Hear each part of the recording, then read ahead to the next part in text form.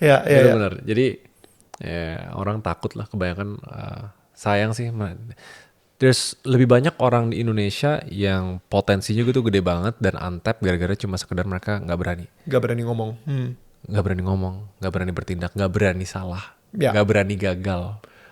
Gitu loh. gak berani dicela sama netizen. Nah itu nggak berani dicel. Itu my assistant. Dia tuh harusnya bisa make it big gitu loh as a content creator.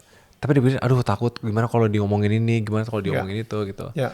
Jadi gue bilang ke dia kayak gini, untuk orang-orang yang bener-bener worry banget ya soal gitu.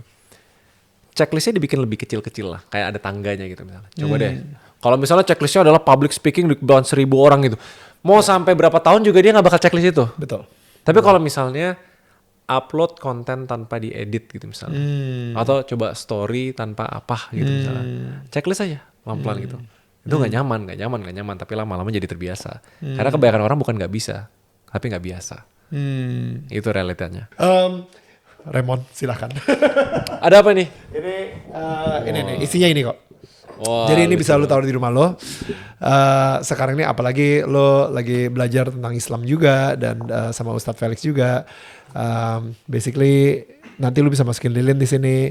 Filosofinya adalah cahaya yang sekarang ini ada di rumah lu bisa menerangi tetangga-tetangga sebelah. Kayak Amin. gitu. Jadi ya Gue kira ditaruh. filosofinya tuh kalau kita udah spiritual, kita udah feel connected, everywhere feels like home. Ya, Semua tuh feels like home karena kita tenang. you're right. You're right. Dan kita satu frekuensi sih. Gue ngerasa we're one in that one frekuensi. Walaupun secara IQ dia frekuensinya jauh lebih tinggi dari gue.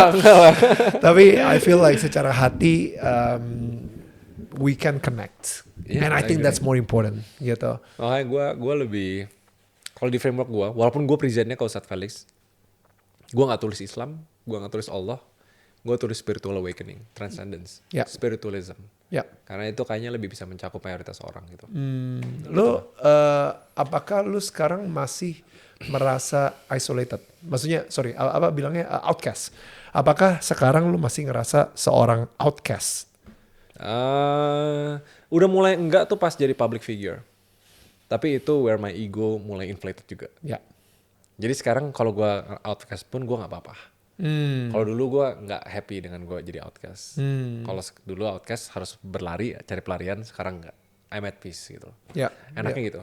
Karena walaupun mungkin dunia ini nge-labelin lu outcast, tapi lu ada Tuhan yang akan selalu menerima lu dan bukan sebagai outcast.